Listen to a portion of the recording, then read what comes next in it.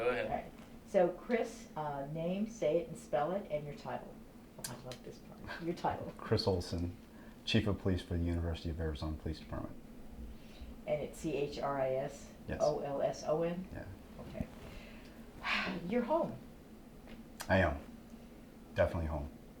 You said that this is where you really got your feet wet. You really, it molded you to the officer that you are today.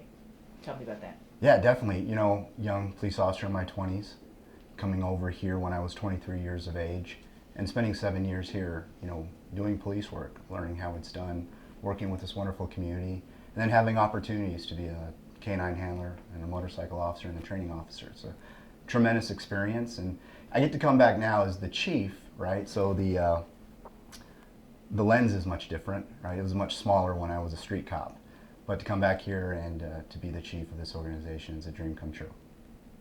Did you ever imagine when you came in at 23 years that 32 years later you'd be back as chief? I actually didn't think I'd be doing this for 32 years, period, much less be the chief of police here at the U of A. You know, once I left the University of Arizona, you know, I just left to see what it was like to work outside of campus law enforcement, and easy to fall in love with the town of Oro Valley, where I spent 22 years, wonderful years, learning under some incredible mentors, both here and at the town. But no, never thought I'd come back as the chief. What, is there one particular case that you worked on when you were here that maybe you didn't solve, or maybe it wasn't, you know, that just kind of has kept with you for all 32 years? Or? Not really. I mean, you know, my special assignments, I spent a lot of times working as a dog handler, narcotic investigations.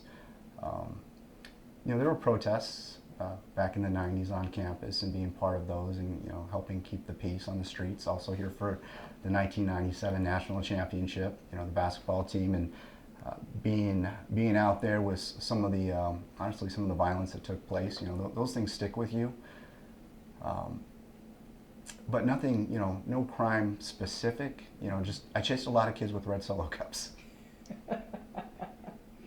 Okay, so the highlights of your career here, the 97 National Championship, oh my God, yes, I remember that. I mean, what else?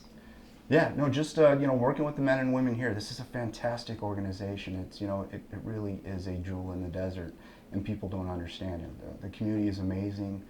The environment's electric. There is crime on this campus, you know, low violent crime, thank God. You said that crime does occur here.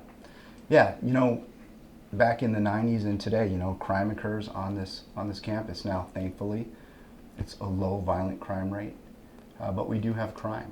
And, you know, I do not believe people should be victims of crime. And it's something, you know, up in the town of Oro Valley, it's a very strong mantra that the town has, and the police department works very hard to prevent victimization and prevent crime. It's the same, the men and women here, they want the same thing, and they just look to be supported through it. You remember working the championship game. Yeah. So bring us back to. Yeah, so we were, the University Police Department was deployed around the, basically the perimeter of the campus in support of the Tucson Police Department and their operations. I remember being on 6th and Highland with my canine partner Daro out on the street trying to keep the roads clear for traffic and whatnot. And we took bottles. There was a lot of screaming, a lot of celebration. You know, things were a little unsafe, but we were able to, again, keep a good perimeter around the campus to keep it safe while people migrated towards 4th Avenue. Wow. Yeah, I remember that. So did you watch the game, or were you listening to it? So we watched the game as we patrolled through the student unions and, you know, past some of the bars, and we certainly were getting updates on the radio about it.